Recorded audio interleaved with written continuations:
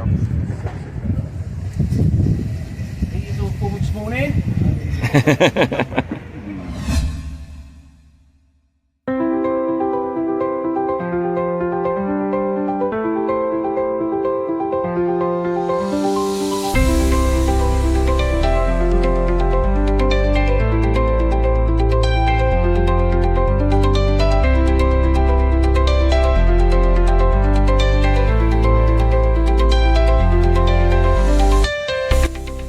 Changing and sort of like everything was becoming modern, and it became very quickly one of the fastest boats to actually be sailing the globe at the time. It was T-clip originally. The amount of nautical miles it's actually made, it's been to the moon and back 2.5 times.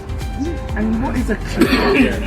It's this kind of ship. That's the point. And why keep? Oh no, because it was T. It was built specifically just to transport from China to here. So it was. I was right. But they also smuggled opium. I was right.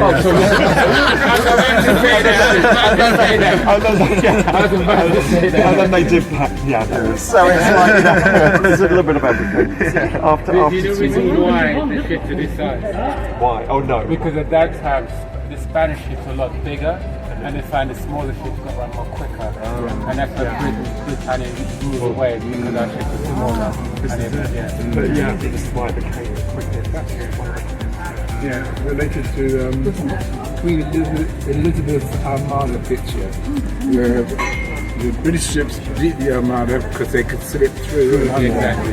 And they did this painting of her for winning. What year was it built? That's right. 1869. 1869.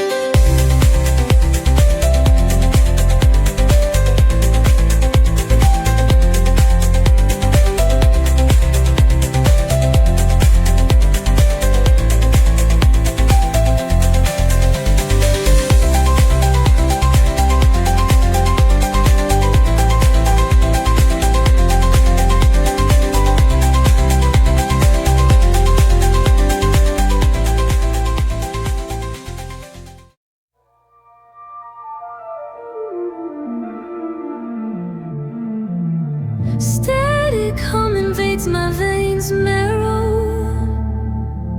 Lights flicker, shadows stretch narrow. Hands move distorted in the blurred pain. Echoes of silence driving me insane. Buzz of machines screaming the truth.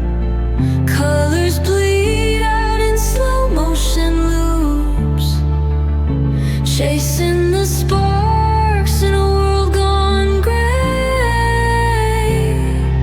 Wires tangle, whispers of disarray.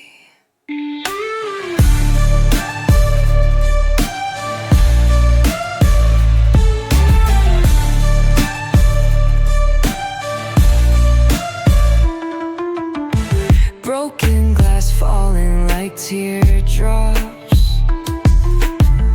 A forgotten map where time stops. collapse. Caged in the rhythm, can't elapse. Buzz of machines screaming the truth. Colors bleed out in slow motion loops. Chasing the sparks in a world gone gray. Wires tangle, whispers of disarray.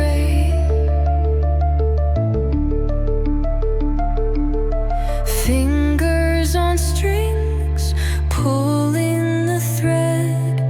Heartbeats pounding from moments unsaid. So we just finished Men's Walk and Talk. So we're here at Greenwich, very windy, and we just came up from the Painted Hall at the Royal Navy College. Apparently it's the largest painted hall in the world when it comes to the Sistine Chapel. There's a lot of imagery there around symbolism, around the British culture, and the guys came out with the feedback that, you know what, they're very impressed with the workmanship. But the whole thing itself, they call it impressive bullshit. I mean, for that time, it took so much money to paint, get all the stones and rocks and stuff from Dover. But in that time, the citizens of this country were starving, or the subjects, they were starving. Not hungry, starving, which means dying from hunger. Looking at the paintings, a lot of these guys find that it depicts a lot of pedophilia and white British history, which at the time, most of the work was mostly done by people of color, right? When you're looking at enslavement and that kind of stuff. I mean, for me, I felt like I was back during my school days, going to an excursion which you're forced to go, and nothing in common with this history. It doesn't really show or reflect anything around us, really. You know, it's part of history that's kind of cut off, or I should say selected history. But anyway, it's impressive. But when we're looking at racism, something else came up around mental health care in the NHS. So this might be a bit triggering for some of you guys. So one of the guys was explaining about, as a gentleman, about his time now, about being gay and black. Now, I'm a Muslim, right? So, you know, I might have different beliefs, but this is about equality. Equality doesn't matter who you are. And in my religion, it goes the same way. Everyone deserves equality. So his partner, who apparently is, who's white, was in a care home. First in hospital, dementia, in hospital, and then moved to a care home.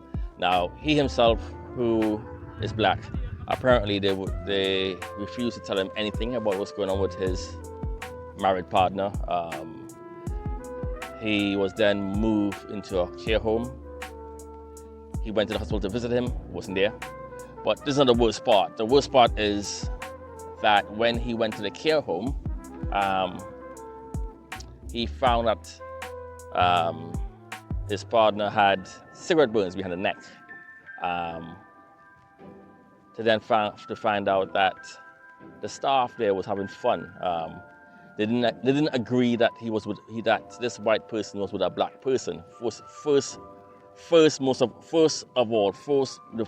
important thing was they were not happy that this white person was with a black person, right? And they start torturing him in the home, in the care home.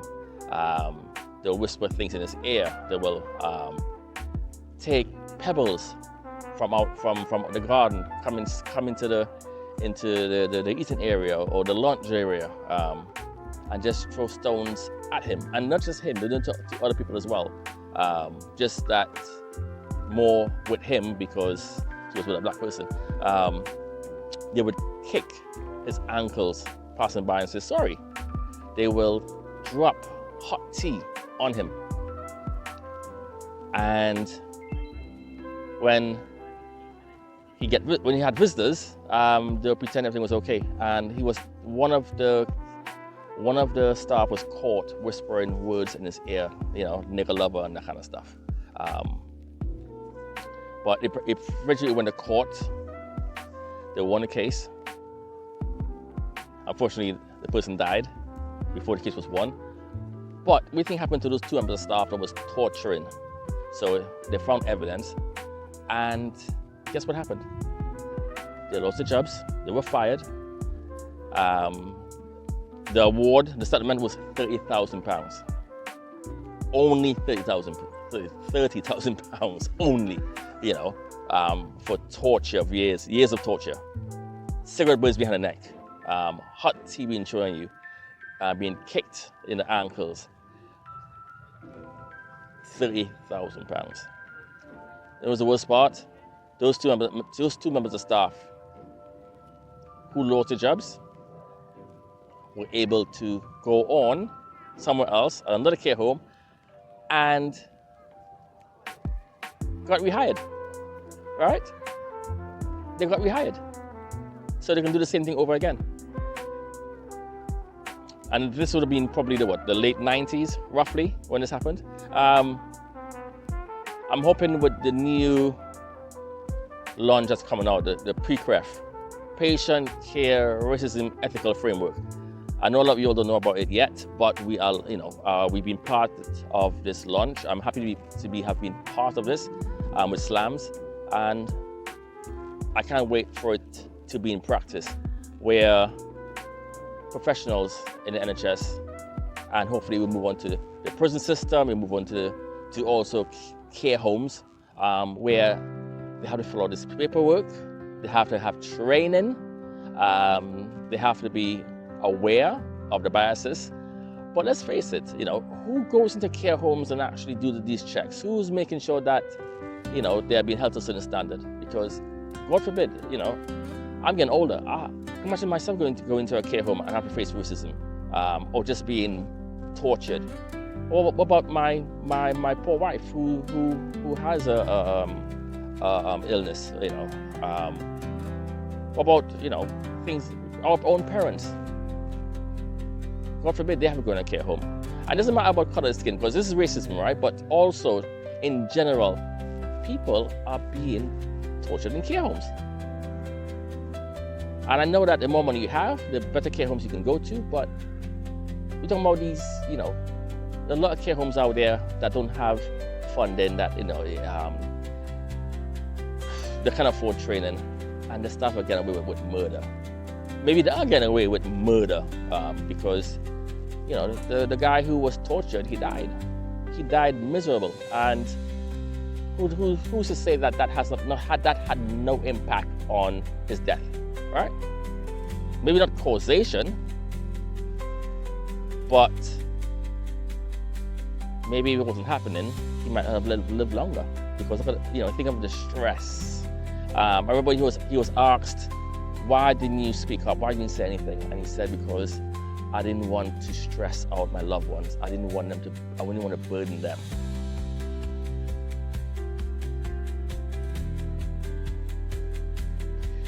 This whole month of mental health it's been eye-opening. It was nice being on the BBC radio, on BBC Extra.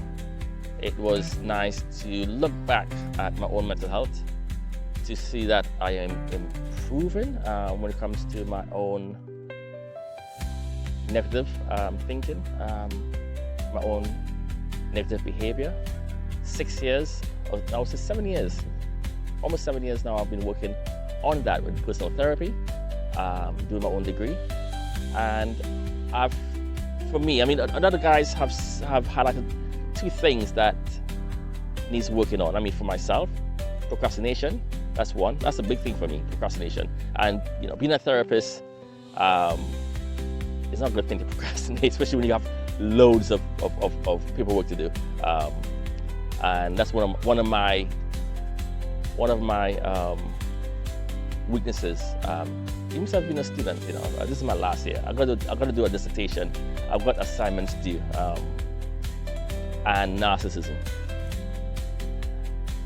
Looking back at my own childhood, looking back at the way my own trauma, looking back at the environment. I have schemas or scripts of narcissism because it's also about my needs. If my needs are not being met, then you start to prioritize yourself over others. But we all come from a place of history, some better than others, some worse than others. And now that we have the ability to learn from our mistakes, learn from our experiences, understand how it affects us, how it affects people that wrong us, then we can change. Now, when I say change, I don't mean that you forget who you are, because all your past history, good or bad, makes up your psyche. It's part of who you are. It makes up your personality, and it is what makes you beautiful. But we can still grow and use that as something to make you better, make you stronger, help others. For me, I use it as live experience to work with my clients, to able to understand and empathize with my clients, also with others around me. Right, I've waffled on enough. I am going to go home. I had enough of this Navy Royal College at Greenwich, and I don't know, what am I going to take away? What am I taking away? I wonder who did all the painting in there, and I wonder who did also all the manual work, building all the holes and stuff, and where the money came from.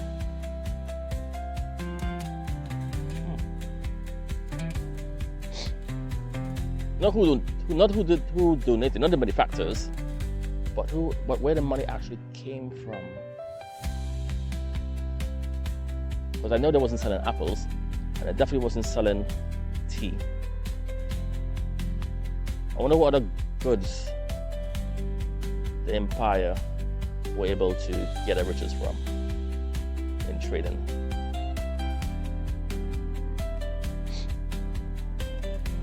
Okay, I'll see you in the next one.